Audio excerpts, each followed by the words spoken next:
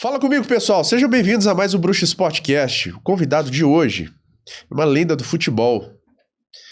Nem eu acredito que ele tá aqui. Fez história no futebol. Já torci pra esse cara. Quando ele foi pra time contra o meu time favorito, eu falei, se esse cara foi pra outro time, meu Deus do céu, eu não podia ter saído. Euler Elias Carvalho. Seja bem-vindo, Euler. Obrigado, Bruxo. Obrigado aí ao pessoal aí que tá por trás desse programa, né? Eu que agradeço. Maravilha, é um prazer poder estar aqui com você. Poxa, eu fico lisonjeado, viu? Muito obrigado, simplicidade. Você aceitou de boa, tranquilinho. Tô surpreso até agora, que já torci demais por você, viu? Muito obrigado. Que isso, é um prazer. Você fez felicidade de muitos times aí. Euler, fala um pouquinho, quem é você, resumidamente?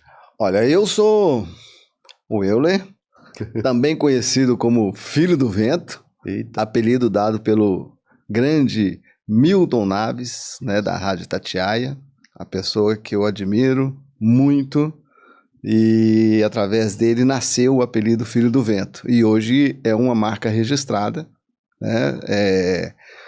Tenho escolinhas de futebol Filho do Vento, projeto social Filho do Vento, Arena Filho do Vento, então marcou uma geração e eu aproveitei esse momento. Um sonhador, desde criança sonhei em ser jogador de futebol e tive isso como meta na minha vida, busquei da melhor forma possível realizar tudo aquilo que eu tinha como sonhos, né? Nem todos foram realizados, mas muitos deles sim. Então eu sou muito grato a Deus, né? Por isso, sou um cristão, frequento a Igreja Batista Getsemane, junto com a minha família, minha casa, minha esposa, Letícia, Gabriel, meu filho, Eduarda e Alice também, meus filhos. Então, estou aí em busca de oportunidade também para um meu novo sonho, que é ser técnico de futebol, e aguardando essa oportunidade. Show! Eu achei que você ia montar até um aeroporto também, fazer, porque Filho do Vento, né? Vai que cola, né? Ué, rapaz, tem até uma loja de ventiladores aí que eles acham que é até minha. Não sei o que, furacão aí, alguma coisa assim. Vai dando dinheiro, né? Por que não, poxa? Tá não, mas não é minha, não. Não tem nada com isso, não. Não tem nada com isso, não. Vamos lá, vamos passar algumas fotos suas aqui, né? Basta, passar um pouquinho de sua história. Me fala aí, esse gol aí, esse dia. Esse gol foi contra o Cruzeiro, né? O grande clássico daqui, e você fazer gol no clássico é uma maravilha, eu tive essa felicidade. Esse gol foi um gol que eu fiz de cabeça na estreia do Fábio pelo Cruzeiro. Você lembra? Olha, na estreia do Fábio. Isso foi em 98 não, né? Não, isso foi em 2005. 2005. Acho que tem tempo. Estreia do Fábio no Cruzeiro. Cara, tem decorado mesmo, o negócio não sai mesmo, hein? Próximo aí, vamos ver. E essa aí? Enquanto com o Romário. Também a foto de 2005, né? Porém, esse jogo foi um jogo muito triste para nós, porque foi o jogo da queda do Atlético. Foi justamente nesse jogo contra o Vasco, onde o Atlético caiu para a segunda divisão. Mas esse aí é um parceiraço, né? Tive o sonho de jogar ao lado dele e tive a felicidade de jogar tanto no Vasco da Gama quanto na seleção.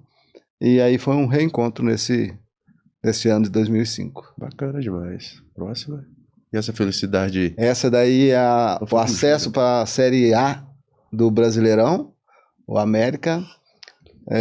Foi o jogo contra a Ponte Preta, do Moisés Lucarelli.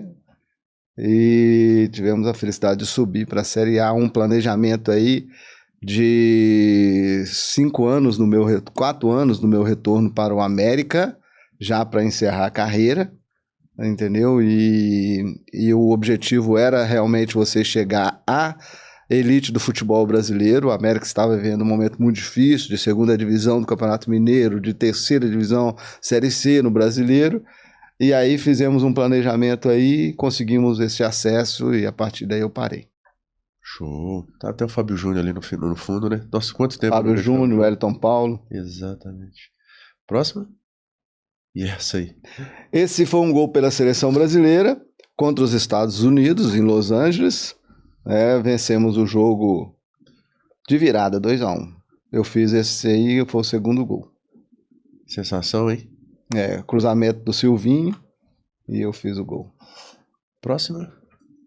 Nossa, e esse elenco aí, cara? Nossa Senhora. Muito bom esse elenco, maravilhoso. Merecia o título do Mineiro, na qual nós conquistamos. No ano seguinte, merecíamos também chegar à final do Brasileiro contra o Grêmio, né? Uhum.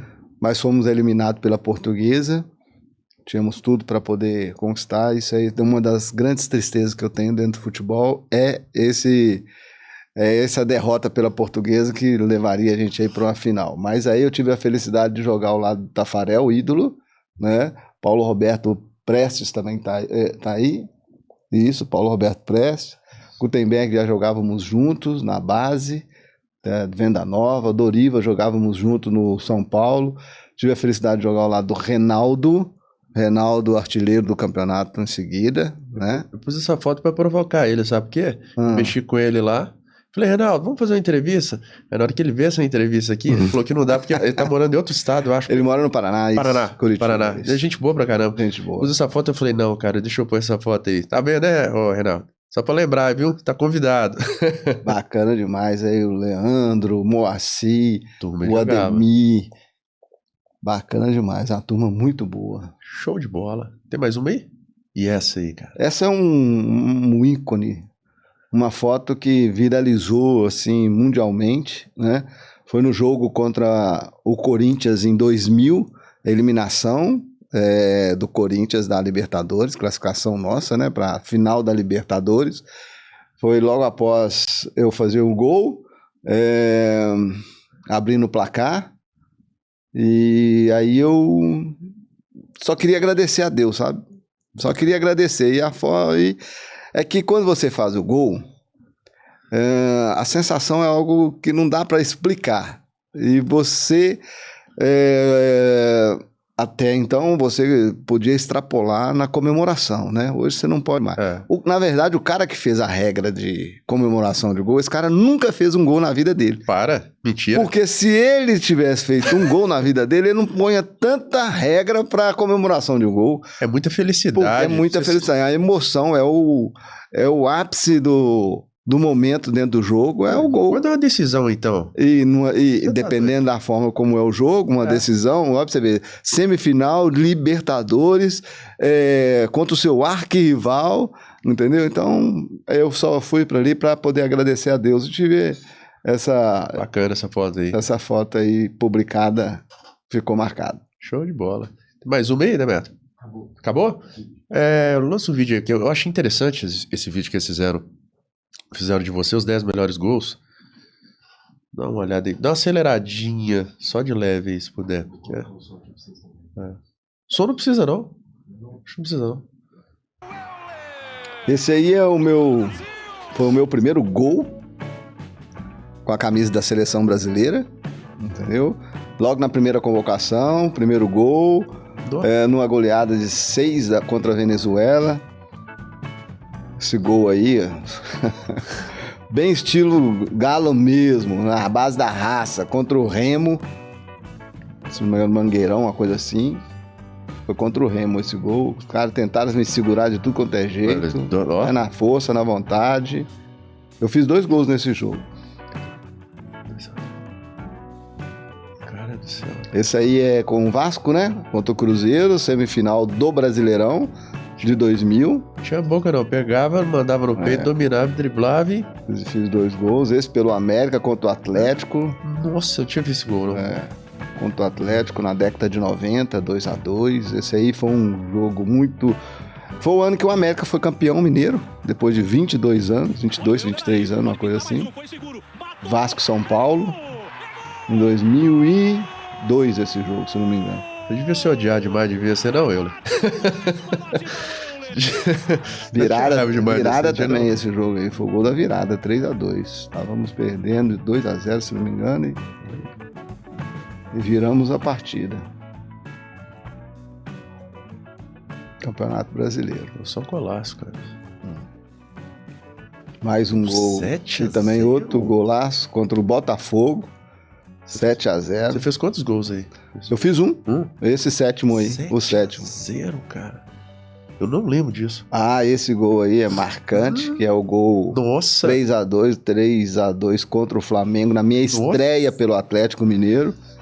Né? O jogo Pelé. amistoso, ano centenário do Flamengo. Nossa, e a festa, o Mineirão lotado. Vasco. Pumba. Esse também pelo Vasco contra o Cruzeiro.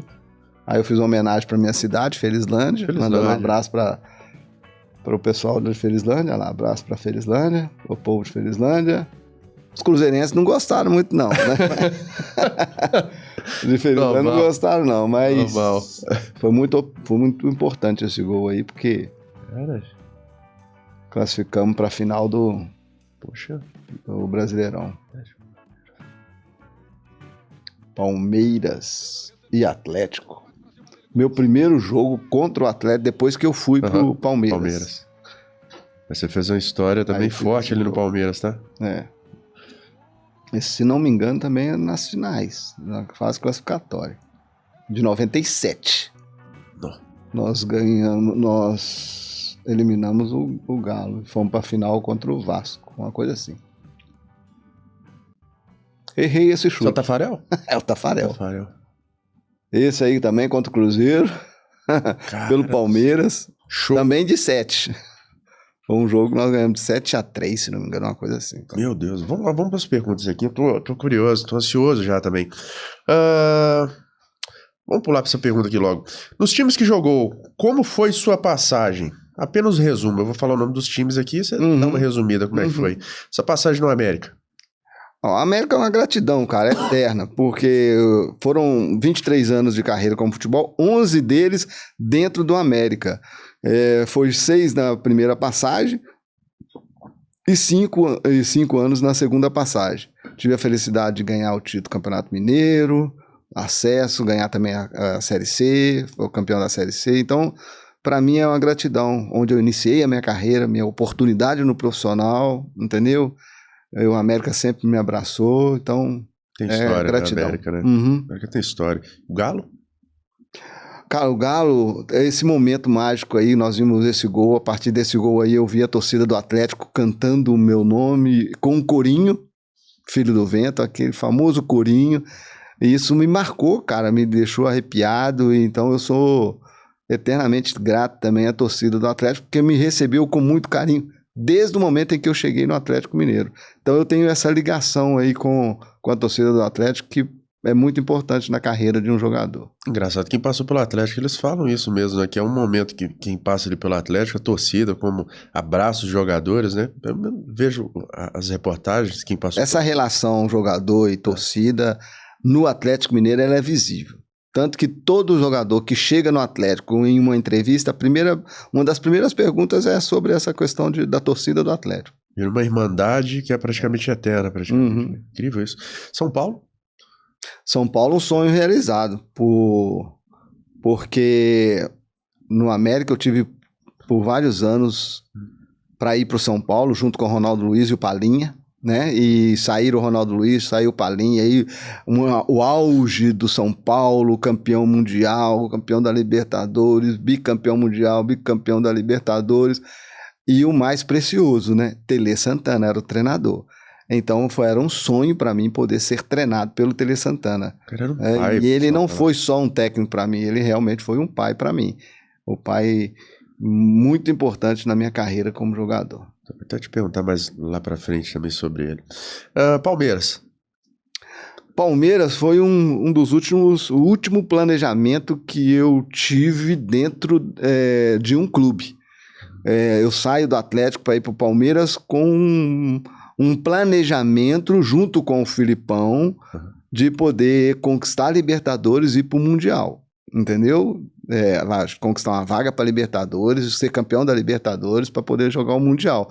E aí o Palmeiras ainda não tinha tido esse título da Libertadores, entendeu? E então era um planejamento para isso acontecer.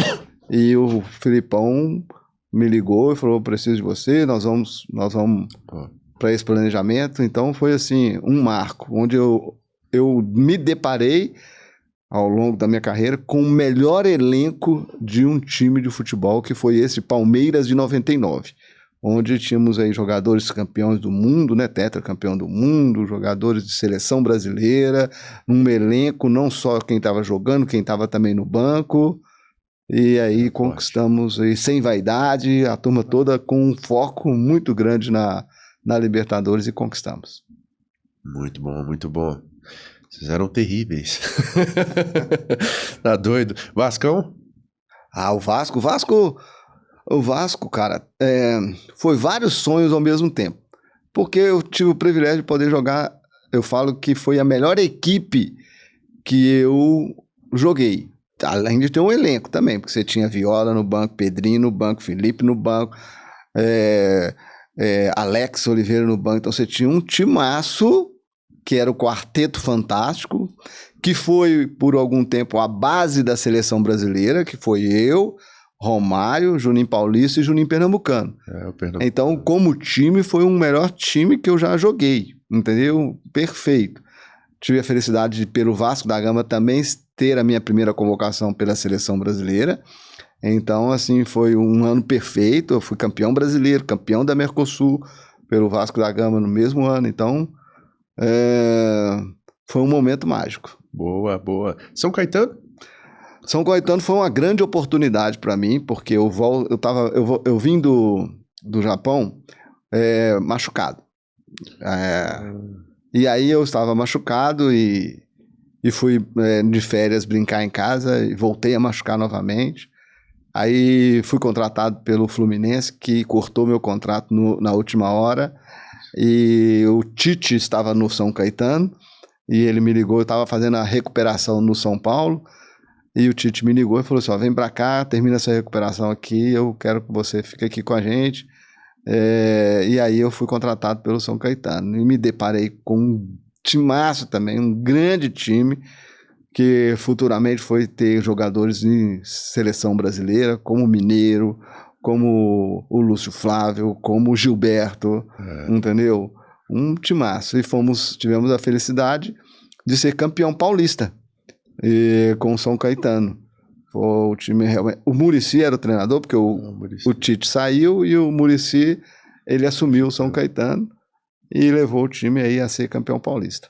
Bacana, bacana. O Kashima Antras. Kashima, desculpa. Esse aí nem se fala. Meu ídolo é o Zico. Desde a minha infância... O Zico é demais. O Zico, pra mim, é algo surreal. E, de repente, eu estava no Vasco, em 2002, eu recebo uma ligação do Zico, porque o Zico era o diretor de futebol do Kashima Antlers. Na verdade, ele é o dono do Kashima, ele é ídolo no Kashima, entendeu? É algo impressionante o que o Kashima Antlers faz por ele ser o grande ídolo, que é o Zico. O maior ídolo da história do Kashima é o Zico, entendeu? De ter uma estátua no shopping, de ter uma estátua dele na porta do estádio. Os japoneses, antes de entrar no estádio, vai lá reverenciar. É passado um vídeo, todo jogo do Kashima, é passado um vídeo de 20 segundos, 30 segundos do Zico. Porque a ideia do Kashima é que nenhuma geração de torcedor vai passar sem saber quem foi o Zico. Entendeu? Então, nenhuma geração. Toda geração que surgir vai saber quem foi o Zico na vida do Kashima. Ele vai te liga então? Um cara desse? E ele me levou pro Kashima e eu tive a felicidade dos 10 anos, a festa dos 10 anos, o jogo da festa dos 10 anos do Kashima, jogar ao lado dele. Imagina. Cara, você teve momentos, hein? Momentos. No futebol. Então, Kashima também. Nossa senhora, você tá doido. Toque Verde? Na minha época era o Verde Kawasaki, né? Aí mudou agora, era na cidade de Kawasaki e agora foi pra Tóquio. Aí, por isso eu falei o nome errado, essa mudança. Kashima, desculpa. Não, é o Kashima e o Verde Kawasaki. Na minha época era o Kawasaki, agora é Verde Tóquio. Cara, foi uma grande oportunidade pra mim poder jogar fora, minha primeira oportunidade de jogar fora do país, entendeu? Tive essa proposta de ir, fui, me deparei aí com uma cultura maravilhosa e espetacular, que é a cultura japonesa, entendeu? E abriu minhas portas novamente até para eu voltar para o Kashima, logo em seguida, né? Mais um pouco para frente. Mas joguei ao lado do Ramos, que é o brasileiro pioneiro no Japão, entendeu? Jogou na seleção japonesa. Joguei ao lado do Kazu, que joga até hoje. O japonês que jogou no Santos, isso aqui. Ele tem 55 anos e joga até hoje na Liga Japonesa. Cara do céu. Que loucura. Vocês vimos uma foto ali do Atlético com o Moacir. A gente estava junto no Verde Kawasaki, né? Foi em 98. Era de brasileiro, era eu, o Moacir e o Henrique. E, claro, o Ramos, né? Rui Ramos, que também era brasileiro, mas japonês, jogava na seleção japonesa. Cara isso do aí. Céu. Seleção brasileira, para finalizar? Aí é o sonho máximo, né? É o sonho de toda criança, de todo jogador de futebol, é vestir a camisa da seleção brasileira, é cantar o hino do Brasil no campo, entendeu? E poder honrar. Então eu tive essa felicidade de poder jogar em 2000, 2001 e 2002 na seleção brasileira, as convocações, eliminatórias, né? E não foram muitas as convocações, mas em todas elas eu aproveitei o máximo possível de ser feliz e aproveitar todos os momentos dentro da seleção brasileira. Nossa, parabéns, história sua, nossa senhora, tá doido. Vamos nas perguntas aqui, né? É muita coisa, né? Vamos explorar um pouquinho você aqui. Qual foi o melhor clube que teve a melhor estrutura para treinamentos? Que eu joguei? Você jogou na minha época. Foi o São Paulo, né? Que hoje, devido a não ter como mais crescer, tá até um pouco mais defasada.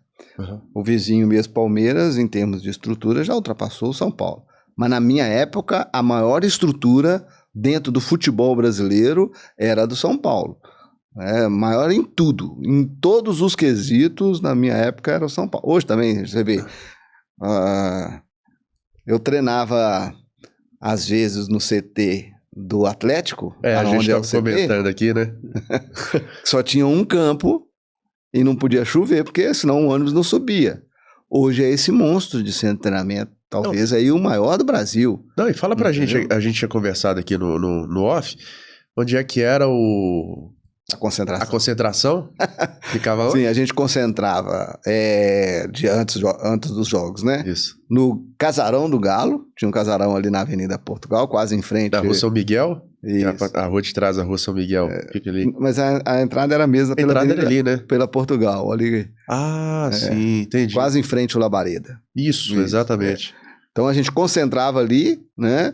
Treinava na Vila Olímpica e, vez em quando, treinava lá no CT, porque ainda tinha só o campo, mais nada. O resto tudo era só esqueleto do que foi feito hoje aí. De vez em quando, Lagoa do Nado, né?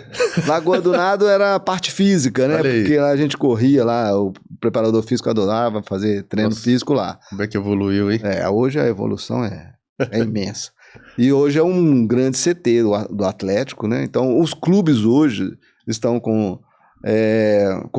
bem estruturado no que diz respeito à estrutura de centro de treinamento, que na minha época somente o São Paulo, claro, o Cruzeiro tinha a Toca, mas o São Paulo entrou mais avançado, muito mais avançado. Boa. Você era um atleta focado em suas preparações ou teve amigos para te tirar do foco? Não, eu era focado. Amigos para tirar é o que mais tinha, tem, né? E tem até hoje, entendeu? E aí é necessário o atleta entender que ele busca um sonho, né? Busca a realização de sonhos. E há uma necessidade de ser profissional. E eu já era. Sempre eu tinha foco de ser jogador profissional. Uma época era muito mais difícil, porque você só assinava seu primeiro contrato profissional com 21 anos de idade, né? Antes disso você não ganhava nada, era só ajuda de custo e olha lá, só se você não morasse no alojamento. Eu sempre morei no alojamento do América, então o máximo que você ganhava era um vale transporte.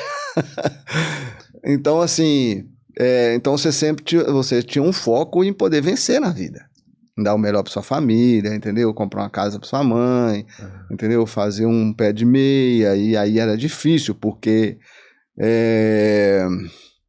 salário era pouco, às vezes falhava muito o salário, e aí então só restava para você ser focado, cara. E eu era focado, eu saí da minha cidade com 14 anos para tentar a sorte no futebol aqui em Belo Horizonte, focado em conquistar o meu sonho, que é ser jogador de futebol. Tanto que os melhores chamou você para jogar, né? Que foi o Tele, Filipão, Zico, né? Você vê como é que você era doutrinado, né? Sim, tive a felicidade, Oswaldo Oliveira, grandes treinadores, não pode esquecer. Eu não esqueço, para mim, o maior é o Tele Santana, por quê? Porque todos eles têm o Tele como mestre deles, então... Claro. Eu tive a felicidade de ser treinado pelo mestre dos meus grandes treinadores, né? Cara, o cara era sensacional mesmo. Antigamente, os times tinham muita dificuldade em acertar pagamentos? Muita, né? Muita dificuldade, né? A gente já ficou 5 meses, 6 meses sem receber salários. Era um tempo também em que o clube existia a lei do passe. Diferentemente de hoje, que o Atlético é livre, antigamente você não era livre. O clube era dono de você e pronto, acabou, entendeu? O resto da vida. Você só conseguia, depois dos 30 anos de idade, é que você conseguia ter, acho que 30%, 40% do passe, entendeu? Nossa. E aí, depois dos 35, que você tinha todo o passe na sua mão para você ir para onde você quisesse. Mas antes não, antes era o clube era dono de você. Então, meu amigo, salário atrasado não teve um que... Aliás, vamos lá, quando eu fui para o São Paulo, aí sim, o São Paulo, tudo bacana, beleza. Mais alinhado, né? Tudo mais alinhado. Eu vim para o Atlético, por exemplo, depois de São Paulo, o pessoal de São Paulo ficava me ligando, tem tanto para receber, de figurinha, de direito de arena, um monte de coisa. Olha, eu fiquei um bom tempo ainda recebendo ligação de São Paulo. Eita, coisa boa, hein? Com dinheiro para receber. Nossa Senhora. Mas fora isso, dificuldades imensas para poder receber salário. Bom. Fora seu salário, algum clube custeava com alguma ajuda extra? Não, né? Não. Meu salário sempre foi do clube e nada mais. Eu te fiz essa pergunta, por exemplo, te dava carro igual hoje em dia? Não, isso aí somente no Japão, que eu recebia o carro e tive patrocínio de marca de material, de chuteira, entendeu? Patrocínio, e aí eu recebia por gol que eu fazia e também um valor em troca de material que eles davam. Mas fora isso, não. Legal. Você tem assim, por exemplo, a Panini, né? Sim. Que é detetora dos direitos de figurinha, essas coisas todas, que também passava aquilo que é direito nosso, né? Que era de direito nosso, percentual que era de direito nosso. Legal. Mas fora isso, direito de arena, que era o direito da televisão. Era bem escasso, que era via clube também. Entendi. Aí depois é que passou a ser via sindicato, alguma coisa assim, mas antes também era via clube, na minha época. Legal. E os torcedores? Já teve problema? Olha, problema com torcedor, tive 2 problemas com torcedor rival. Isso. Um foi um torcedor cruzeirense, que pós um jogo contra o Atlético, contra o Cruzeiro, né? Pelo Atlético contra o Cruzeiro. Ele me abordou, me mostrou uma arma. Foi justamente naquele jogo que... Sei, eu vi. Fiz o gol, mandei a torcida do Cruzeiro calar a boca.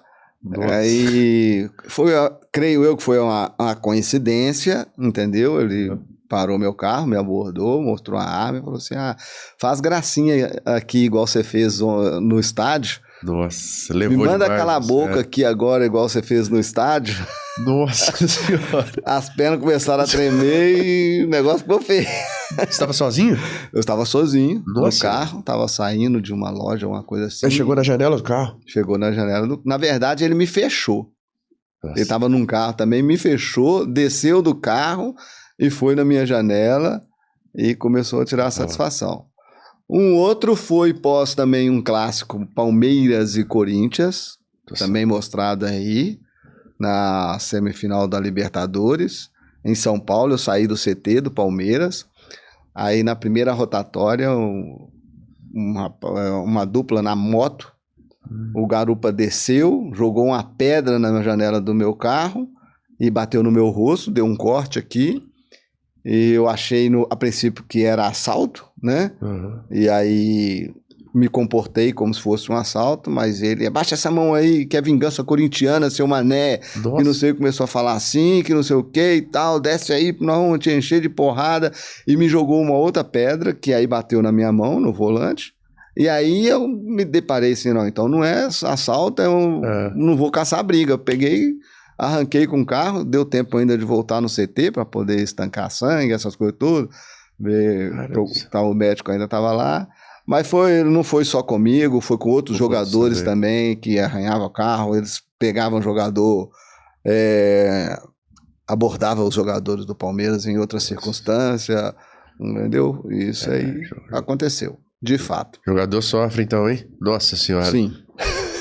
Nossa. Não é... E não deveria, porque acabou o jogo. Vida que segue. Vida que segue. Leva muito pro coração, né? O torcedor, ele leva o time muito pro coração. E se tivesse que fazer algo que eu sou extremamente contra, não com o rival. Ele teria que protestar com o seu time. Mas nem tacar, nem encostar a mão, nem nada. De outra forma. Não, protestar como tem que protestar. Nada de violência. Claro. Nada de invasão, que isso aí pra mim é um absurdo. Isso é um absurdo. Eu não entendo ainda... como pode uma diretoria aceitar um negócio desse? O clube aceitar uma situação dessa? Chama a polícia. Quer conversar? Beleza, vai. Mas vai escoltado da polícia. Claro. Entendeu? Porque se acontecer alguma baderna, tá ali para poder prender. Mas a gente sabe que o futebol, infelizmente, tá no Brasil, a conivência é muito grande. Inclusive do clube com essa turma. Nossa. Você já foi treinador de um time espanhol chamado Safor Clube? Isso, Safor Clube de Futebol. Isso. Clube de Futebol.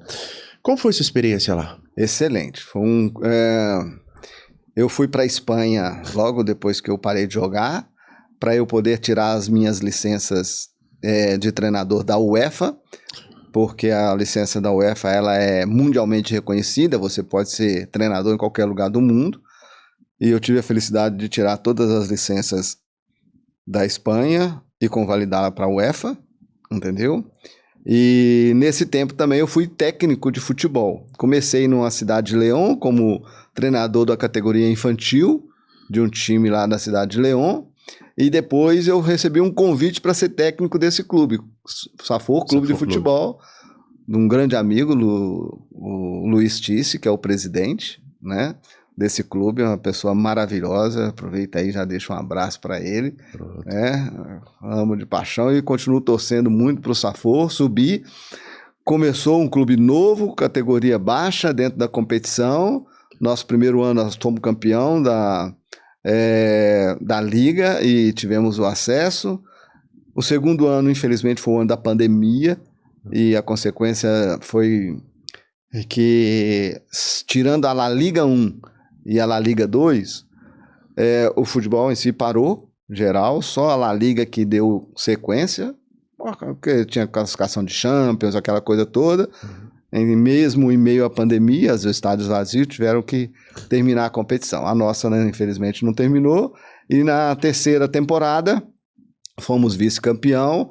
Então, assim, e a partir daí eu decidi voltar para o Brasil e buscar a minha oportunidade, onde eu estou aqui já tem 2 anos, aguardando a oportunidade para poder começar a minha carreira de treinador aqui também no Brasil, e de preferência aqui em Belo Horizonte. Boa.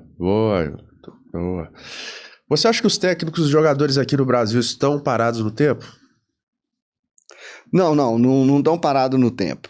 Quem está parado no tempo é a CBF.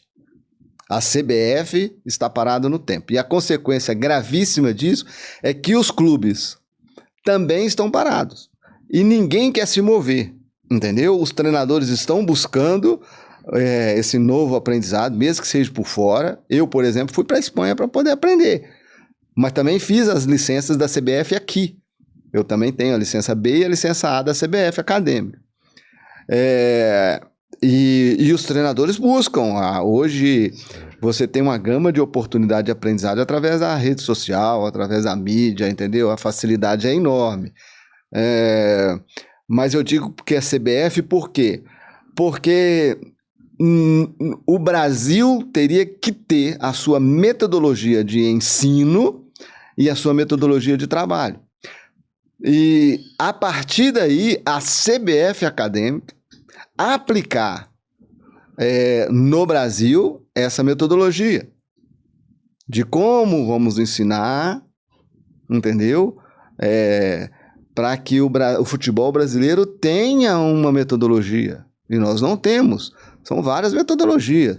O que está acontecendo agora de busca de metodologia é esse intercâmbio de treinador, que está até demais, entendeu? Meu modo de ver, porque a oportunidade que os treinadores de fora têm no Brasil, nenhum treinador brasileiro tem lá fora, entendeu? Então você sai daqui com uma licença do Brasil e não consegue ser treinador lá fora. Entendeu?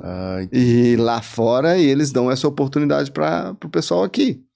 Então está sendo muito injusto essa concorrência para os brasileiros dentro do seu território.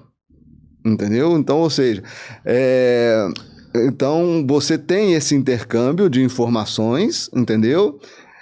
Mas o futebol brasileiro está se perdendo no tempo, nós estamos somente andando para trás, não estamos nem parados, estamos andando para trás. Como nós estamos andando para trás? Vou dar um diagnóstico de como nós estamos andando para trás.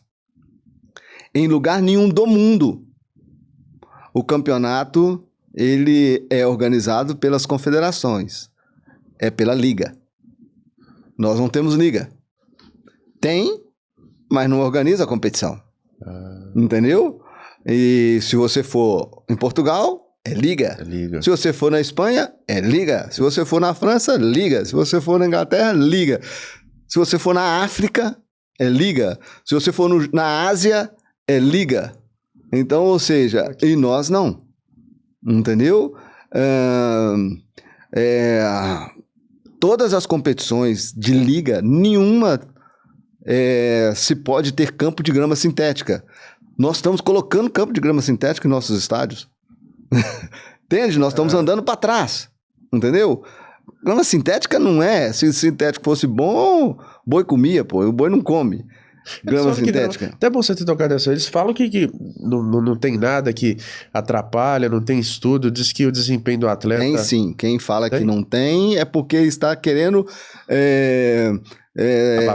abafar situações. Vou dar um exemplo. A Holanda baniu os campos de grama sintética, inclusive não só mesmo na liga, como também nos estados, entendeu? Por ter tido uma grama com substância tóxica, cancerígena, entendeu? E por isso foi banido. Então, quer coisa mais grave do que isso? Fora que não tem um padrão de grama sintética no Brasil. Tem vários padrões de grama sintética, entendeu? E algumas péssimas, horríveis, que o atleta não consegue fazer giro. Escorrega muito. E aí, parece que escorrega. Prende. Algumas que prende, outras que escorregam, outras que prende. Entendeu? E a consequência é que problema de joelho, entendeu? Então, só para abafar, mas é péssimo, andar para trás, meu modo de ver, não se deveria aceitar na primeira divisão, nem na segunda divisão do Campeonato Brasileiro, que já deveria ser liga e não o estádio com grama sintética. Bom. Então, a gente está, assim, perdido nesse ponto. Então, não é o treinador e nem o jogador que está defasado, não. Quem está defasado é a CBF e os clubes de futebol. Boa. Você acha que o salário subiu para a cabeça dos jogadores? Veja bem, eu não vou dizer que é questão de subiu. Tô igual o Cabrini, né? Você viu essa pergunta? Tô igual o Cabrini, mas é porque é o seguinte. Nós estamos em novos tempos, e esses novos tempos, a legislação veio, nós saímos da lei do passe, lá atrás, na qual eu fiz parte, para a Lei Pelé, também na qual eu fiz parte, e essa Lei Pelé os empresários passaram a mandar no futebol, entendeu? Tanto que todo mundo aí poderia ser empresário de jogador, ser dono de passe de jogador, aquela coisa toda, isso e aquilo.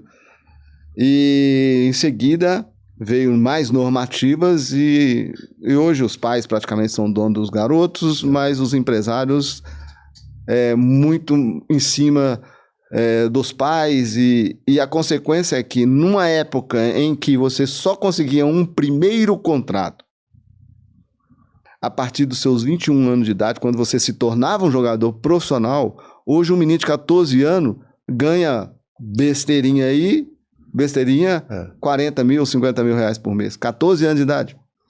Perdão, falei, eu acho que eu estou exagerando uns 40, mas vou colocar aí uns 20 mil reais. Aproximadamente. Alguns jogadores de elite aí em Corinthians, em Palmeiras, em Flamengo, com 14 anos, já é segurado com um dinheiro desse. Você acaba com a fome do menino logo cedo. E a consequência disso é grave. Acabou com a fome do garoto de você querer vencer, não vai chegar. Entendeu? Ou vai chegar não na expectativa que estava lá no início. Entendeu? Não com a grandeza que ele estava lá no início, de ser um futuro craque. E aí acabou com a fome desse menino logo no início, ele vai deixar de aprender coisas que o tornaria craque e passa a ser um bom jogador. Por isso hoje nós só temos um craque no nosso país, que é o Neymar. Fora isso, nós temos bons jogadores. O Estevão pode vir a ser um craque, entendeu? Mas ele tem tudo para isso. Porém, vamos ver como que vai ser essa progressão dele na Europa. Haja vista que ele sai muito cedo. Diferentemente do Neymar, que saiu com 22 anos, se não me engano, 21 para 22, o Estevão sai com 17, né? Para 18 anos. Então há um tempo aí de futebol brasileiro que o Neymar aplicou que o Estevão não vai aplicar. E aí, eu digo isso porque eu tenho um sobrinho, Miguel Carvalho, 19 anos, da seleção sub-19 da Espanha, hoje está no Al-Qasr da Arábia, entendeu? E saiu com 8 anos de idade daqui, nós levamos ele para o Barcelona, pegou ele com 8 anos. 8 anos. E nós mandamos um vídeo, de um atleta brasileiro, de um menino brasileiro, que saía driblando da defesa até o ataque e fazia gol. Hoje meu sobrinho não sabe driblar. Como é que Perdeu ao longo da Europa, porque a metodologia da Europa é diferente da metodologia nossa de ensino e de trabalho, entendeu? Por isso que nós precisamos de uma metodologia, porque nós estamos imitando o europeu, igualando a eles, e aí nós perdemos disparado para os europeus em muitos requisitos, entendeu? E aí nós só estamos andando para trás, e a consequência disso é grave, porque nós não formamos mais craque, entendeu?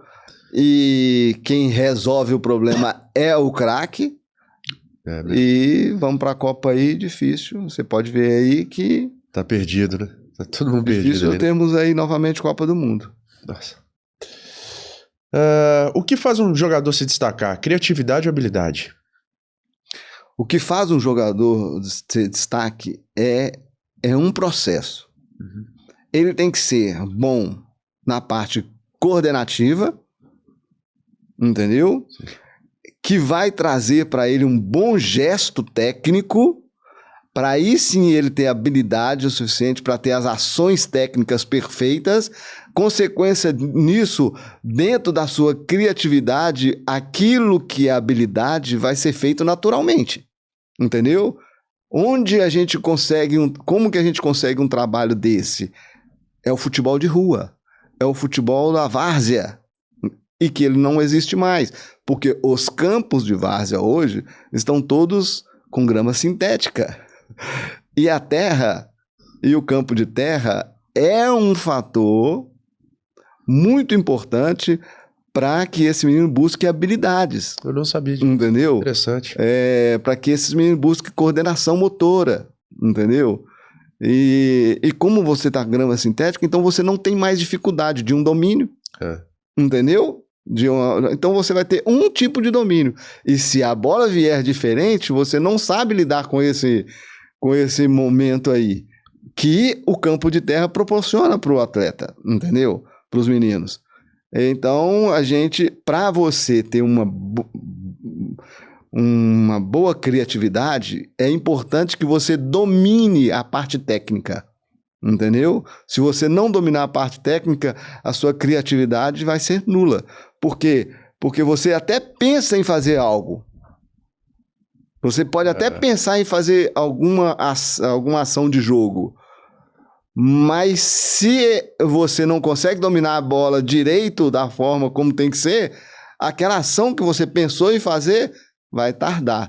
E aí chega um marcador, aí a bola já foi para o outro lado, aí já fechou o espaço, e o futebol hoje é criação de espaço, e aí aquela ação técnica, aquela criatividade que foi por água abaixo. Você tá falando, eu tô lembrando daquele gol que você fez, você deu de chapéu. Cara, eu tô lembrando, você tá falando, eu tô lembrando aquilo ali. Cara, dificílimo você ter o domínio na bola, você pegar aquilo na hora da correria, pá. Falo, cara, como é que pode? O jogador tá ali na hora. Fico impressionado, a habilidade. E eu já dominei aquela bola pensando em fazer aquilo.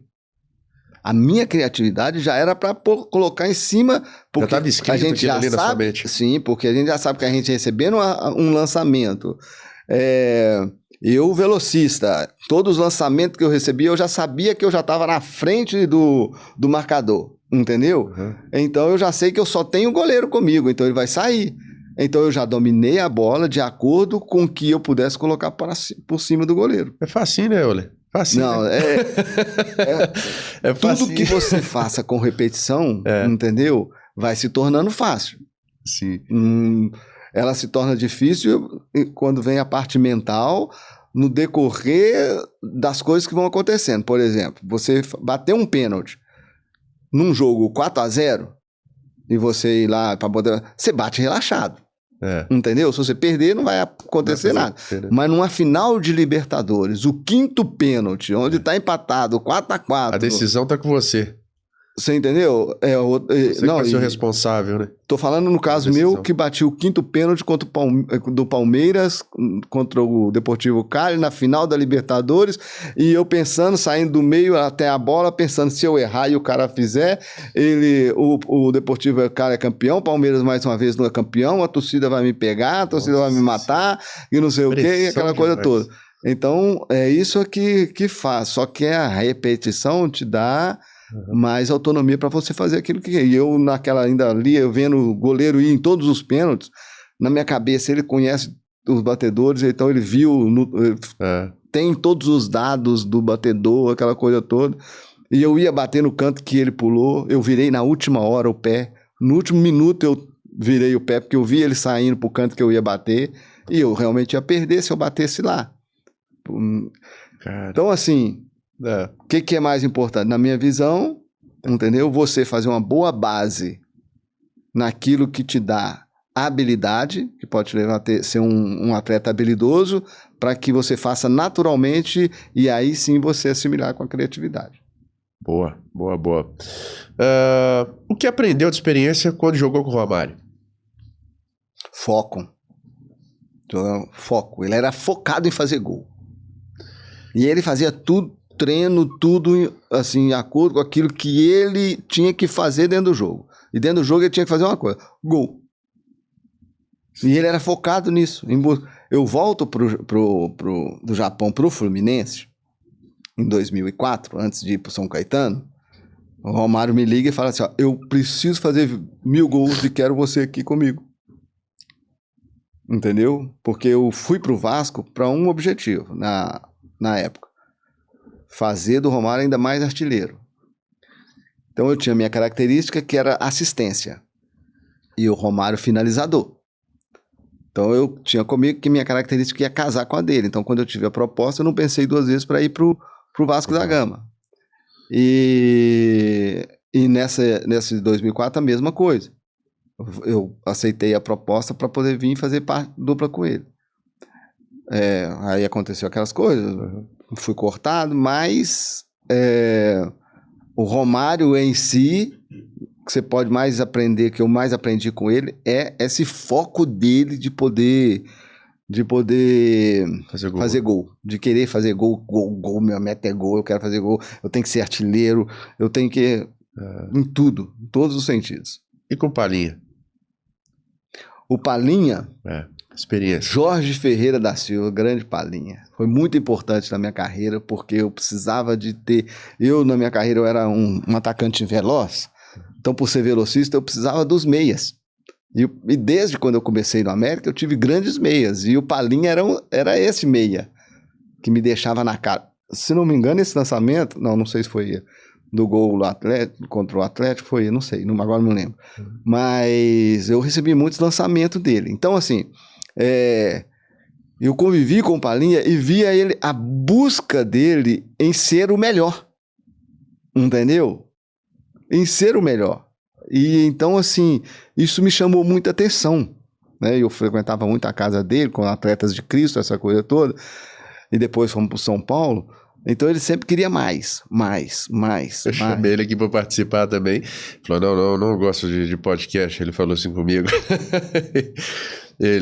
Gente boa, cara, o Palinha é uma pessoa que foi muito importante na minha carreira. Interessante. Agora vamos lá. Quais times você gostou de ter feito gol? De fazer gol? Fazer gol é sempre bom, o rival. Claro. Sempre o rival. No América, por exemplo, foi um tempo em que a gente queria, de toda forma, jogar em grandes clubes, jogar na primeira divisão. A América jogava a Série C do campeonato, aquela coisa toda, Série B. Então a gente queria jogar na primeira divisão. Então, quando você jogava contra o Atlético, contra o Cruzeiro, você dava o seu melhor. Então, você queria fazer gol ali. Esse jogo era um jogo importantíssimo para você. E quando você tá no Atlético, você quer fazer gol no Cruzeiro. Quando você tá no Vasco, você quer fazer gol no Flamengo. Quando você tá no Palmeiras, você quer fazer gol no Corinthians. Você tá no São Paulo, você quer fazer gol no Palmeiras. Eu tive essa felicidade de poder fazer gols importantíssimos contra os arquirrivais. Boa. Você foi carrasco. Hoje em dia, qual jogador é mais próximo do seu estilo, da sua época? Quem que você pode comparar? Aqui no Brasil, ninguém. Não tem nenhum velocista no Brasil. Não temos mais esse jogador. Nós estamos falando de característica do futebol brasileiro que se perdeu ao longo do tempo e a consequência é que você não tem mais aquele volante carregador de piano que antigamente tinha, que é aquele cara que protegia a zaga. Você não tem mais os meias, como nós acabamos de falar do Palinha, você não tem mais esse meia. O mais remanescente da geração é o Ganso no Fluminense. Entendeu? Fora isso, você não tem mais em todos os clubes, como você tinha em todos os clubes, o centroavante buscando a artilharia das competições. Então hoje você não tem, hoje você tem aí o do Cruzeiro, o... Gabigol? Não. Você tá falando? Que é o artilheiro do Brasileiro? Caio Jorge. Isso. O Pedro no Flamengo e não busca muito. E a gente tinha o centroavante. E tinha um velocista. Né? Você tem, na minha época, você tinha o Edilson, Capetinha, você tinha o Donizete no Vasco, você tinha Basílio, eu, quem tinha mais? O The Flash, Valdeir, entendeu? Então você tinha grandes velocidades. Hoje você não tem nenhum. Talvez, assim, mundialmente, você pode falar como é que chama? Lá do Real Madrid, Mbappé. O Mbappé, isso aí. É bom. O Mbappé. Nós estamos tendo a ajuda dos universitários. Ele é bom, não. Eu de futebol conheço, mas tem cara que acompanha mais. O Mbappé hoje é um jogador velocista e usa a sua velocidade como arma principal das suas jogadas. E aí sim, pode-se dizer que o Mbappé, mundialmente, mas no Brasil não tem ninguém, não. Boa, foi sincero, gosto disso aí. Agora, quando eles chamaram para bater aquele pênalti pelo Palmeiras, a decisão dos Libertadores, você não teve vontade de pedir para outro bater, não? Na verdade, tem uma história nisso aí, cara. O cara tava lotado. O quinto pênalti era o Paulo Nunes que ia bater. Ah, o Paulo E o Nunes. Paulo Nunes, sim, chamou o Filipão e falou, eu não gosto de bater pênalti, eu não quero bater. Esse jogo. Ah, cara. E aí o Filipão me chamou e falou assim, ó, você bate o quinto pênalti? Aí eu falei assim, bato o quinto pênalti. Aí agora é a hora da gente... lembra que eu te falei que você ia ser importante pra mim? Pois é, agora é a hora. Eita. E aí eu fui pra poder bater esse quinto pênalti. Eu treinei muito. Treinei bastante, porque eu sabia que eu poderia entrar no jogo e que eu poderia ter a disputa de pênalti. Então, eu realmente, durante a semana, eu busquei o máximo de aprimorar aquilo que eu ia fazer dentro do jogo. Confiança, né? Mas aquilo que eu já contei, eu fui com medo. Eu saí do meio... Porque é o seguinte, eu fui o quinto batedor. Último. Então, eu estava observando e vi que o goleiro tinha ido em todas as bolas dos batedores nossos. Ele foi. Então eu pensei assim... Comigo não vai ser diferente. Dudamel, que foi treinador do Galo. Que foi até treinador do Galo. Dudamel era o goleiro. Ele falou, Dudamel tá indo nas bolas. Ele sabe onde cada batedor... Ele deve ter informação. Não como hoje, né? Mas naquela época já tinha, eles buscavam. Então ele tá indo no pênalti do Rogério, ele foi no pênalti do Zinho, e foi no pênalti do Roque Júnior, acertou o canto, então tava acertando o canto. E então eu fui pensando, e agora? Mudo? Aí eu vou até o último momento eu vou fixo que bater onde eu treinei. Treinou. Só que na última hora eu resolvi virar o pé. Porque eu vi eles dando a passada contrária para poder sair no canto que eu ia bater. Rápido. Muito rápido, muito rápido. É tudo assim, no já, cara. É assim, é coisa de Deus. Por isso que eu tenho que agradecer a Deus, porque é Deus que nos ajuda. Então, assim, em momento nenhum eu me titubeei em poder não bater, entendeu? Mas que realmente fiquei receoso, fiquei. Teve alguém que teve parada cardíaca depois? Eu não era batedor de pênalti. Eu nunca tive pretensão nenhuma de ser artilheiro. Mas eu sempre quis fazer o artilheiro. Tanto que eu acho que eu devo ter sofrido aí uns 200 pênaltis que os centroavantes bateram. Esse mesmo jogo, esse ano, com parceria com o Reinaldo, o Reinaldo foi artilheiro do Campeonato Brasileiro, junto com o Paulo Nunes, com 15 ou 16 gols, uma coisa assim, sendo 7 de pênaltis, que eu sofri. E ele bateu. Entendeu? Então, assim, eu sempre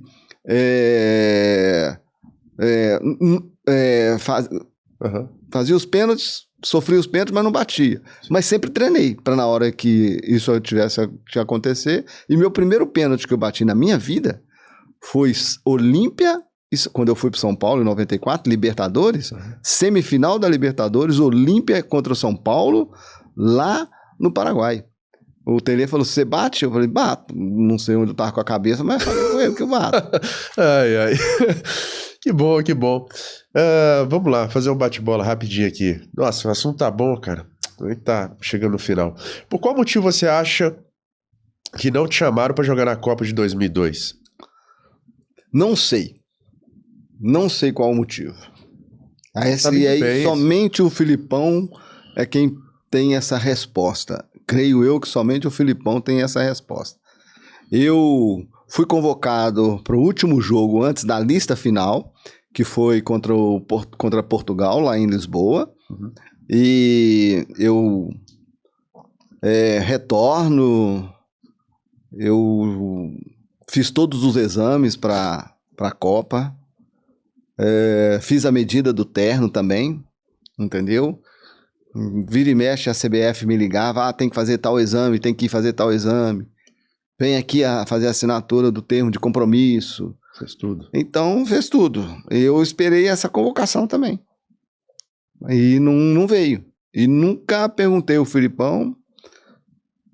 Fiquei triste, chorei bastante, fiquei muito chateado.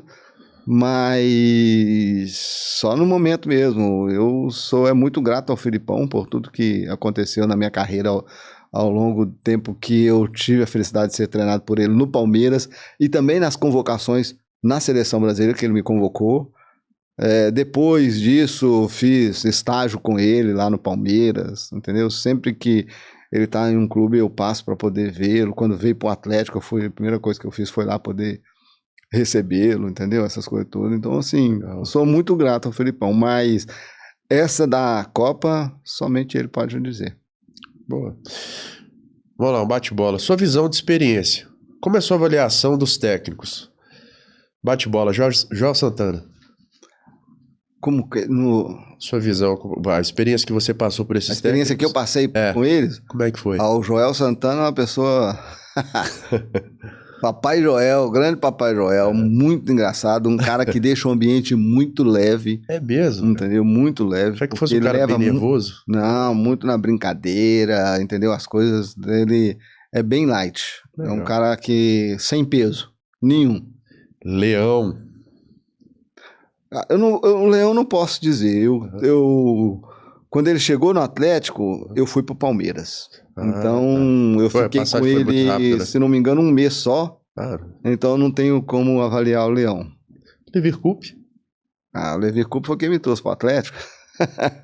Gente boníssima, baita de um treinador, pessoa preciosa. Você sabe que o Leverkusen, a gente concentrava lá no casarão que a gente estava conversando, né? Uhum. Foi com o Leverkusen. E o Leverkusen, ele tinha um método de concentração. Os solteiros tinham que chegar 6 horas, ou pós-treino, para concentração, e os casados 11 horas da noite. Entendeu?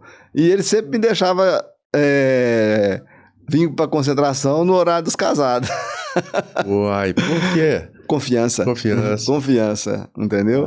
Eu nunca tive esse problema de sair, de ir pra noite, de essas coisas, nunca tive. Nunca. Meu foco era jogar bola, era jogar futebol, vencer no futebol, então eu nunca tive. E ele me deixava, muito bacana. Grande Levi. Filipão, pô, você já até falou, né? Pai, família, um cara que sabe lidar com o grupo como ninguém, sabe trazer o grupo pra si, entendeu? Luta pelo grupo, fora das 4 linhas, ele luta pelo grupo. Candinho? O Candinho, cara, foi quem me convocou pela primeira vez para a seleção.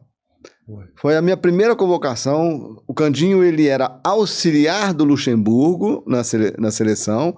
Aí houve aquela história toda do Luxemburgo, saiu, o Candinho ficou para esse jogo, porque não dava tempo de pegar um outro treinador, entendeu? Entendi. E aí o Candinho fica para esse jogo Venezuela e Brasil, e aí ele convoca os 4 do Vasco. Eu, Romário, Juninho Paulista e Juninho Pernambucano, que foram também os 4 titulares desse jogo. Ganhamos de 6, eu fiz o primeiro, Romário fez o segundo, o Romário fez 3, eu fiz 1 e o Juninho Paulista fez outro.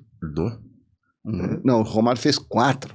Nossa. Fez 4 e 1 e o Paulista outro.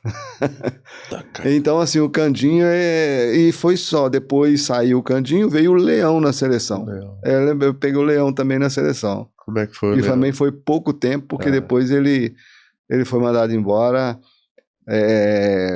pós o Copa das Confederações. Tá. Mas é um treinador muito rígido, entendeu? Sim. Muito rígido, mais disciplinador, entendeu? Muito disciplinador. E, na minha opinião, às vezes passava um pouco do ponto, né? Nesse quesito. Para mim, o grande defeito dele é a falta de confiança nas pessoas. Tanto as que passavam em volta dele, do staff dele, quanto dos jogadores. Difícil conquistar ele. É difícil conquistar ele. Difícil. Entendeu? Ei, o último Tele Santana, precisa nem... Aí pode-se considerar que é um pai. Eu escutei uma história uma vez, não sei qual jogador, talvez se eu te falar, você deva lembrar. Eu vi uma reportagem, eu vou tentar lembrar, eu não vou lembrar, na verdade. O jogador disse que chegou no centro de treinamento lá, não sei de qual time que ele era, ele chegou com acho que foi com uma Mercedes ou BMW amarela. Você sabe dessa história? Não, isso aconteceu comigo também. Ele mandou voltar. Lá era assim, o Tele Santana ditava a regra de tudo. De tudo. Na vida do atleta, fora da vida do atleta. Ele cuidava até da parte financeira, né? Tudo. Incrível, cara. Eu digo o seguinte, quem trabalhou com o Tele e escutou o Tele Santana, hoje está bem de vida. Entendeu? Quem não escutou, hoje passa dificuldade. Daí eu que trabalhava com o Tele. O Tele, para mim, ele foi mais do que um treinador, ele foi um pai. E me ajudou muito na minha carreira como jogador, porque ele foi um visionário do sistema que o Brasil ia mudar. Porque eu sou de uma época, de uma geração onde o Brasil tinha um sistema de jogo, que era 1-4-3-3, com ponta esquerda e ponta direita. E eu era ponta direita. E eu vou pro São Paulo e o Tele fala assim, ó, eles vão mudar o sistema. Tanto que ficava aquela ponta a ponta, Tele, porque o Tele não jogava com ponta, entendeu? Mas ele jogava com ponta, mas ele jogava com um, que caía pelos lados, entendeu? Ou como ele fez comigo e o Miller. Os dois, quando um tivesse pelo lado, o outro tinha que estar pelo centro. Quando o outro tivesse pelo outro lado, o outro também tinha que estar pelo centro. Entendeu? Sim. Então, assim, ele vira pra mim e fala assim, ó, o futebol vai mudar, o futebol vai sair do 4-3-3 pro 4-4-2, e se você não mudar o seu estilo, você vai morrer no futebol. Você precisa aprender a jogar de dentro pra fora, porque eu, como jogava na linha, então minhas jogadas eram sempre, minhas ações todas sempre eram de fora pra dentro, entendeu? E aí ele morava no CT, eu morava no CT de São Paulo, e vira e mexe ele me chamava, batia na minha porta, vamos treinar, vamos pro campo treinar, vamos pro campo treinar. E aí eu ia pra ele, ficava lá, eu e ele sozinho. O cara gostava treinando. De você, cara. Mas não era só comigo, fazia isso qualquer outro, entendeu? Qualquer um que tivesse vontade de querer melhorar, ele dava o Tele ia lá pro campo com ele, entendeu? E aí ele me ajudou a aprender a jogar de dentro pra fora. E aí o Brasil, eu em 94, aí o Brasil é tetracampeão mundial em 94, com 2 na frente, Bebeto e Romário. A partir daí, os treinadores brasileiros passaram a adotar esse sistema de 1-4-4-2, entendeu? E essa variação no meio de, às vezes, losango, às vezes quadrado, às vezes com 3 volantes, às vezes com 2 volantes, entendeu? Ou às vezes com 1 volante e 2 meias. Então, o Brasil começou a jogar nesse 1-4-4-2, entendeu? E eu, graças a Deus, tive a felicidade de aprender com o Tele a jogar dessa forma e prolongar minha carreira. Show de bola. Vou fazer 3 perguntas aqui pra gente finalizar, por causa do tempo, tá? Você também tem compromisso, né? Infelizmente, o papo tá muito bom aqui, cara. Hoje, aposentado dos campos, você tem algum empreendimento? Vamos, bate bola. Meu empreendimento foi aquilo que eu construí ao longo da minha carreira, que foi bens, né, imobiliário. Então, hoje eu vivo por aquilo que eu conquistei de bens imobiliários. Fora isso, é ser técnico de futebol, buscar aí um bom plano de carreira, que é o que eu quero dentro de um clube, um plano de carreira para que eu possa adotar minha metodologia de ensino e de trabalho. Legal. Teve algum arrependimento no futebol? Arrependimento você tem, muitos, né? Vários, mas... Te marcou aí? Assim, não... São arrependimentos que talvez você cometeria novamente, os erros que você cometeria novamente, entendeu? Entendi. Se você fosse mais visionário, aí não era o meu caso. Corria muito, pensava pouco. Tá certo. Qual time um dia você sonhou em fazer parte? Aí eu joguei onde eu queria, cara. Você realizou esse sonho? Eu realizei meu sonho de ser jogador de futebol, jogar em grandes clubes. Eu tive a felicidade de poder jogar em 3 clubes que têm as 3 torcidas aliadas: Palmeiras, Atlético e Vasco da Gama.